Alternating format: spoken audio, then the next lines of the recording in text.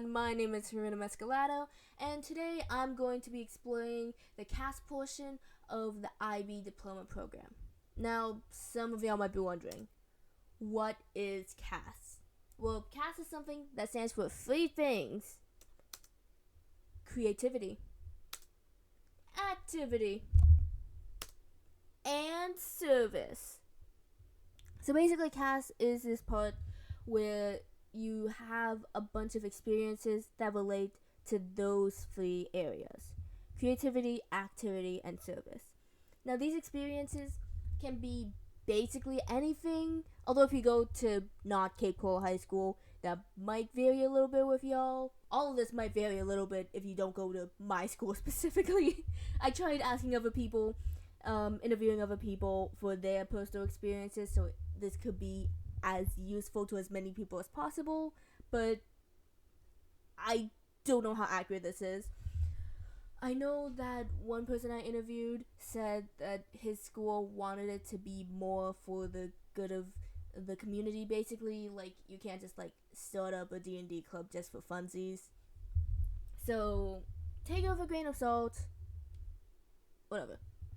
But I can tell you what I did personally for my CAS.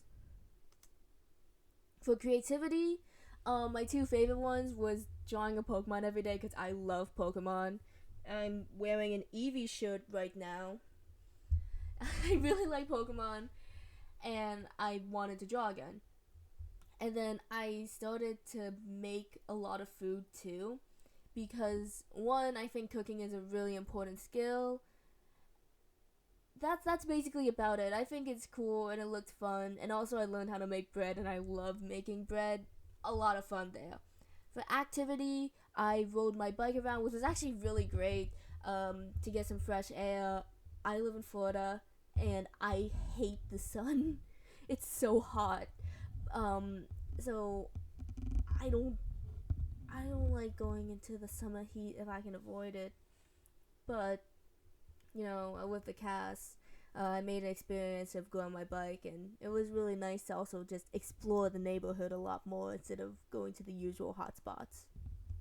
And then also I bowl. I like bowling a lot, and it's something I've been doing all 4 years of my high school career, and it was easy to do, and I enjoy yapping endlessly about it on Manners Back. And then for service, I recycled an old shirt and turned it into a tote bag, as you can see right here. And the tote bag works. It actually holds things, which is pretty crazy. I learned how to stitch and sew, and that was pretty cool. And then also, this one I really like a lot. I made a bunch of little holiday cards for the residents at my local nursing home that I've been volunteering at. That one was really fun, I guess. I overestimated what I could do, but it was really good, and it felt really rewarding at the end. What can I say? Now, let's talk about actual tips and tricks. So you might be asking, what should I do for CAS? Well, I have some pieces of advice for y'all. Firstly, try to find something that you'd enjoy. That makes it so much more easier to go through. If it's something you like, you'll have an easier time keeping up with it and having an easier time yapping about it. When you have to log or provide evidence of what you do, like I personally use Manners Back. I love just typing away and yapping about it for so long, and it's a lot easier if it's something that I really like Pokemon. I love Pokemon. It was easier to just talk about the little details of the designs. Another thing, look at what you're already doing, because that makes it a little bit easier. Like, for example, bowling. Not only did I really like it, it was something I would have done regardless of CAS. So I didn't have to add on another activity to my daily life. I could just do what I already do and then just talk about it for a bit. And that was really cool. Well, that was pretty fun.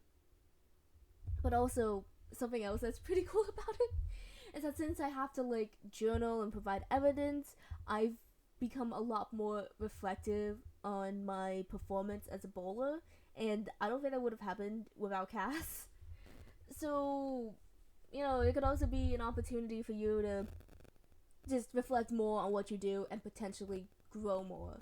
Next one. What do you want to do?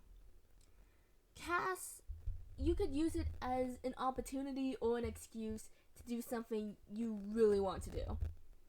For example, so in my head, I've been thinking about, fast fashion for a while. It popped up in sophomore year, and then I did a thing about it in chemistry my junior year, and then senior year, I'm like, man, I've had this idea for a while. What if I, actually did it? Because I saw a post on Instagram, like, here's how to turn your old cringe shirts into tote bags. And I was like, oh my god. Fast fashion, what if I helped prevent that? It's a really small scale thing, but I thought it was pretty good. I really like my silly tote bag a lot. It's I need to make more. It's like a little knapsack. I love it. Anyways, so use this as an opportunity to do things that you want to do. Anyways, yeah. I know sometimes there are things that you want to do, but you haven't got the time, or sometimes maybe the motivation or energy to do it.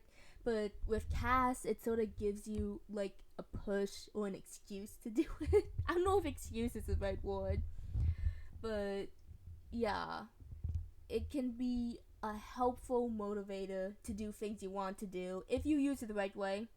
I'll get into that soon. Finally, just look at what's around you and look at different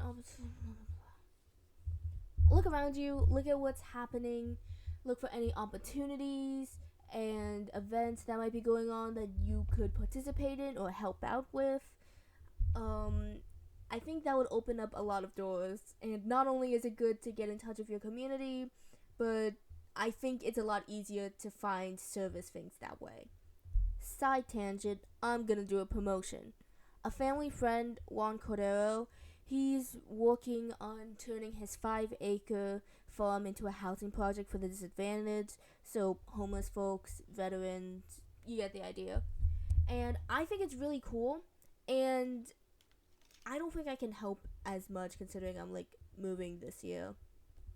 But if you folks, you could be able to help if you wanted to. You could reach out, and I think it would be a really great CAS experience because I don't know, it's I don't know, it just looks cool. I'll leave some details in the description of this video, but consider checking it out, helping out. I think it's a really great idea, and I've been through a lot this past year, and I think if paying it forward in this way would be really good. Next up, let's talk about tips and tricks for CAS. Okay, don't procrastinate. Seriously, I mean it. Procrastination? Okay, I've talked to like 10 different people for this, and basically all of them are like, oh my god, don't procrastinate, don't procrastinate. It's, oh my god, procrastination will get you. Like, please, please, please stay on top of this if you can. I'm gonna let you in on a little bit of insider detail. This video is my final CAS experience because I really wanted to do it. But I procrastinated a little bit, and I'm still in good shape. Don't worry, I'm gonna be okay. But I'm a little late on this for my own personal deadline, and I feel a bit bad about it. And I don't think I can do as much as I wanted to. Like, I wanted to do another video about just scholarships and all that, but I don't think I have the time for the CAS experience. I do want to do it. I'll see if I can do another video that's not a part of CAS, but like, yeah, don't procrastinate. And also for some people, it just like keeps building and building, and it's like, oh my god, that's so intimidating. I don't even want to work on it, and it just keeps building. Like it's a bad snowball effect. If you get anything out of this video, don't procrastinate. Try to keep yourself on top of it as much as possible. Maybe like block out a chunk of time every like Wednesday or whatever. Like write up CAS. Like please, procrastination is the devil. You don't want to deal with the effects, and I feel like that applies for a lot of things, but especially for CAS. You don't want that to happen. Anyways, know your limits. Don't overexert yourself. If you give yourself too much to do, that can be a little bit demotivating. I know personally, I've had a bad time with setting reasonable goals. Like, I think, yeah, I'm gonna make 5 tote bags, and then I didn't.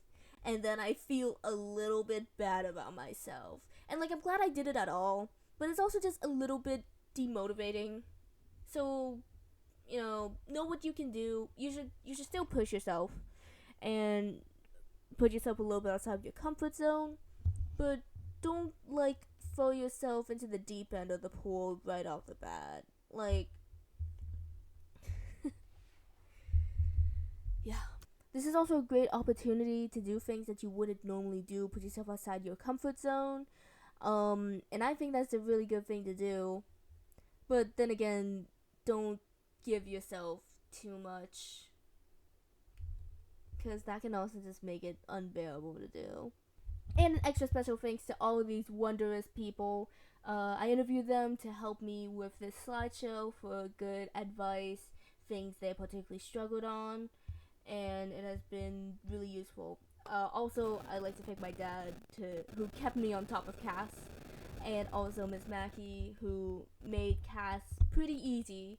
Maybe I don't want to say easy. I don't want to undersell it, but like it could have been worse, and it wasn't. So thank you for that. Anyways, have a good night. Peace.